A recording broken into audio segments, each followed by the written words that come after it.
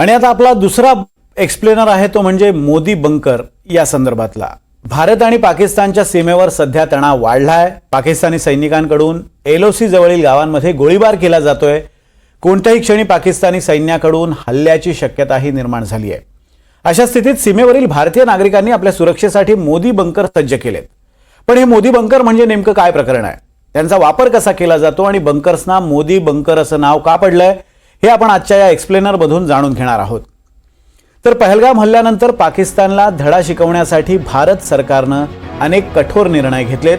त्यात सिंधू जल करार रद्द केल्यामुळे पाकिस्तानच्या पायाखालची जमीन सरकली आहे। भारत आपलं पाणी अडवणार म्हणून पाकिस्ताननं अक्षरशः थैथयाट केलाय।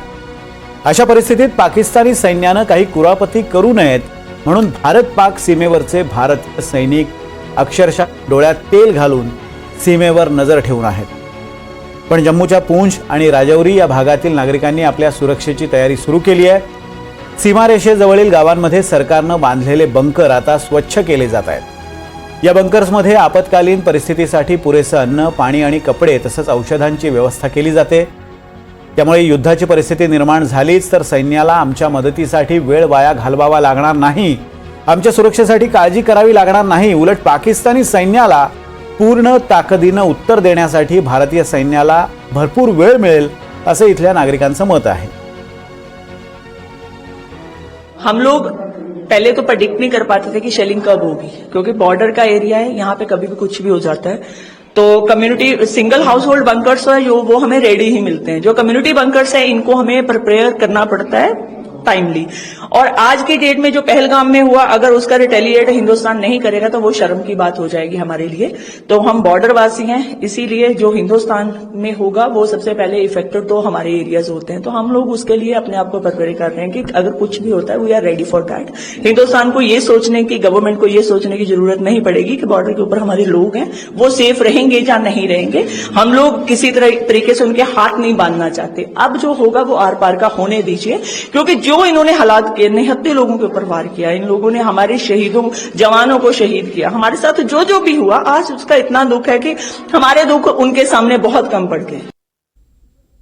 तो लोगों ने, हमने देखा पिछले कुछ सालों से लोगों ने उसमें अपने सामान वगैरह रखे हुए थे, अपने घरों के छोटे मोटे अपने सामान रखे हुए थे।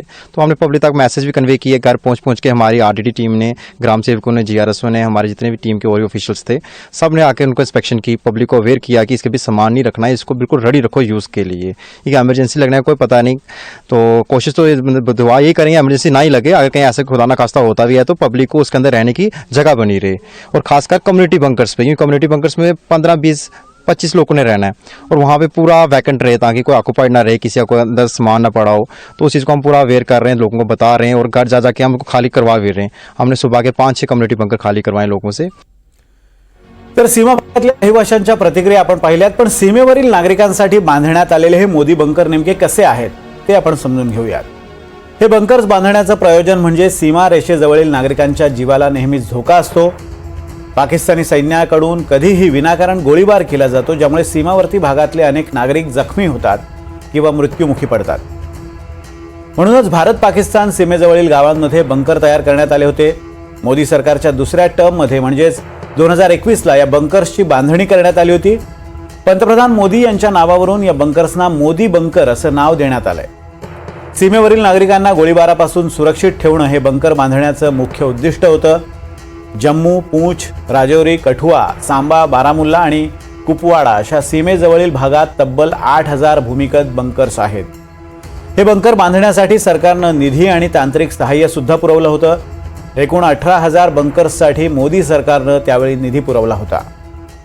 तर 3 वर्षांपूर्वी मोदी सरकारनं सीमा भागात या बंकरची बांधणी केली होती। मात्र इथल्या नागरिकांवर या बंकरचा वापर करण्याची वेळ आजवर आली नव्हती, कारण गेल्या काही दिवसात पाकिस्तानी सैन्याकडून म्हणाव्या तशा हालचाली होत नव्हत्या। पण आता पाकिस्तानी सैनिकांकडून गोळीबाराच्या घटना घडू लागल्यात, त्यामुळे नागरिकांनी या मोदी बंकरच्या साफसफाईचं काम आपल्या हातात घेतलंय। दरम्यान मोदी बंकर सीमेवरील नागरिकांचं रक्षण करण्यासाठी सक्षम आहेत का आणि या बंकर्सची बांधणी नेमकी कशी केली जाते ते आपण पाहूयात। मोदी बंकर हे बॉम्बस्फोट आणि नैसर्गिक आपत्तीपासून तयार केले बांधला जातो। बंकर बाजूला 2 ते 3 फूट तिचा थर नागरिकांचं संरक्षण करतो. बंकरच्या भिंती आणि छतासाठी खडक आणि कॉन्क्रीटचा वापर केला जातो. तसंच बंकरमध्ये हवा खेळती ठेवण्यासाठी योग्य प्रकारे व्हेंटिलेशनची सुद्धा व्यवस्था असते. बंकर रासायनिक आणि जैविक हल्ल्यापासून सुद्धा संरक्षण करतात. एका बंकरमध्ये साधारण 50 ते 70 नागरिक आश्रय घेऊ शकतात. बंकरची बांधणी गावाच्या मधोमध किंवा कम्युनिटी हॉल जवळ केली जाते, जेणेकरून सर्व नागरिकांना बंकरपर्यंत पोहोचणं सहज सोपं होऊन जातं. अशा पद्धतीनं मोदी सरकारनं बंकरची बांधणी केली होती. दरम्यान गेल्या 24 तासात सीमेवरील कारवायांना वेग आलाय. पंतप्रधान मोदींनी तीनही दलाच्या प्रमुखांसोबत चर्चा केली आहे. पाकिस्तानवर कारवाईसाठी लष्कराला पूर्ण मोकळीक देण्यात आली आहे. त्यामुळे पाकिस्तानला धडा शिकवण्यासाठी कोणत्याही क्षणी कठोर पावलं भारताकडून उचलली जाऊ शकतात.